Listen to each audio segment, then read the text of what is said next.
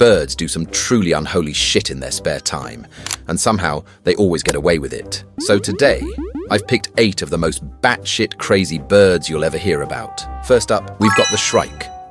This bird might look like a small little soy boy, but it's got some real big serial killer vibes going on. This tiny little shit is also known as the butcher bird, and with good reason. You see, the Shrike literally impales its victims on heckin' spiky thorns, barbed wire, or pretty much anything pointy it can find. Bugs, lizards, mice, even other birds are all potential victims. Its motto is pretty much, if it fits, it sticks. But here's the part that makes this 10 times worse. This little psychopath doesn't just kill to eat.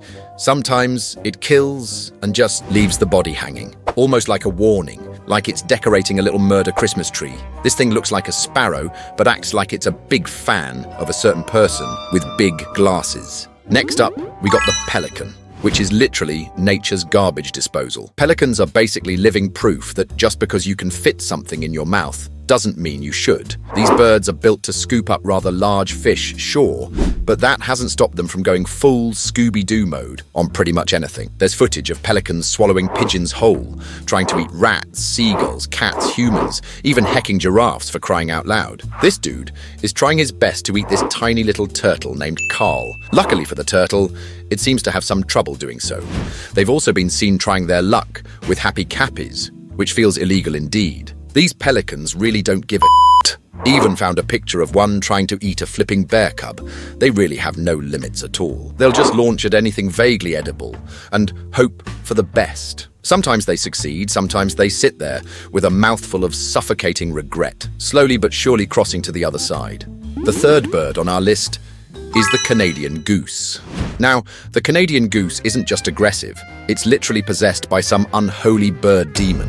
These birds wake up and choose violence every single day. They'll hiss, chase, and straight up throw wings at anything that enters their personal space, which is basically the entire gosh darn planet. Dogs, people, cars, nothing's off limits. They don't even give a shit about traffic laws. And what makes it worse is that they're everywhere. Parks, golf courses, airport runways. You're never truly safe from them. And they travel in angry little packs like airborne honey badgers. Now, if you've enjoyed the video so far, then please do consider leaving a like on the video, as it truly does help me stay on the good side of the YouTube algorithm gods. Anyways, next up, we got the crow. Crows are basically tiny flying geniuses with a serious grudge. Not only do these birds have the reasoning skills of a 7-year-old, but they can even understand water displacement and basic physics. They use tools, solve puzzles, recognize human faces, and most terrifying of all, they remember.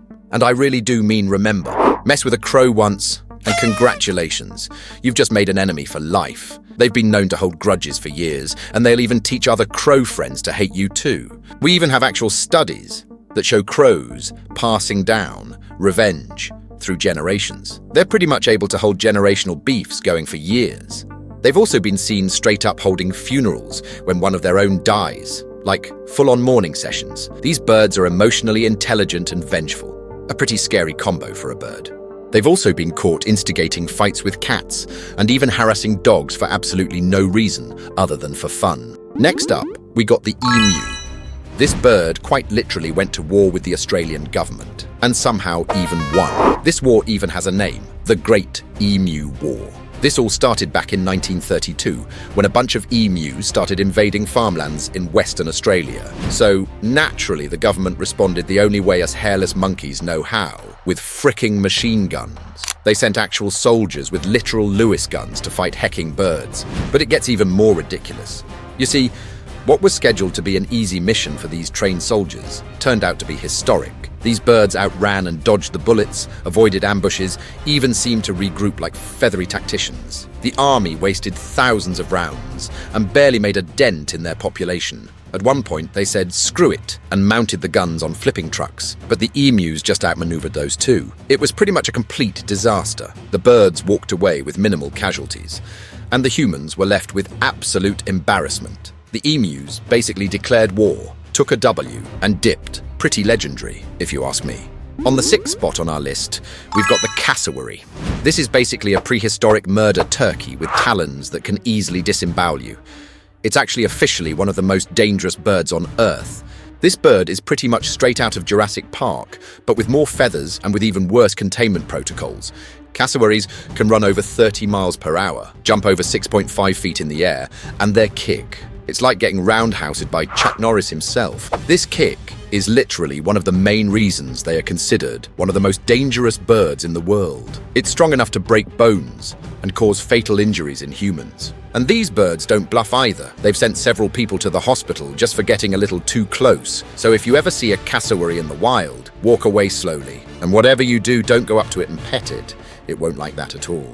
Second to last, we got the seagulls.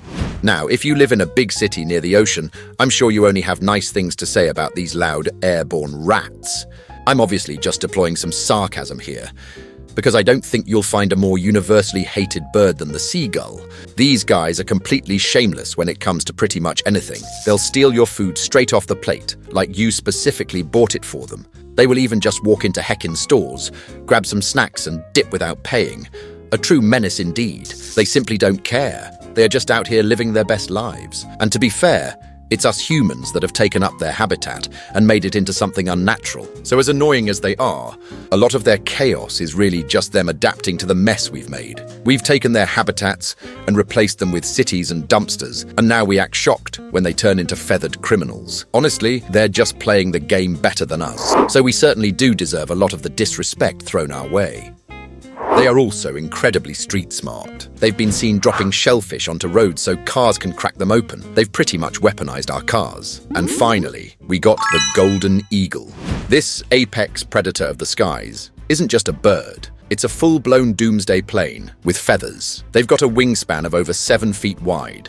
They've been recorded diving at speeds over 150 miles per hour. And when they hit their prey, they hit it like a flipping sledgehammer with knives taped to it, instantly ending any bird. But what truly makes golden eagles so insanely formidable is that they don't really care how big their prey is. They've been documented taking down foxes, small dogs. They've even been seen going for wolves and bear cubs. The confidence is pretty insane, to say the least. But most noteworthy, in my opinion, is how they deal with goats. They literally grab them by the horns and yeet them straight off mountainsides. These birds pretty much figured out that gravity is a free weapon and started throwing animals off cliffs. This is the kind of bird that doesn't just survive the wild, it rules it. If birds had a final boss, it would be the golden eagle. If you want more animal chaos, there's a couple other videos on screen you'll probably enjoy. And just so you know, I'm away for work the next 2 weeks, but I've already lined up 2 more videos that'll drop at 10 a.m. Eastern Standard Time the next 2 Saturdays. After that, I'm back to the grind.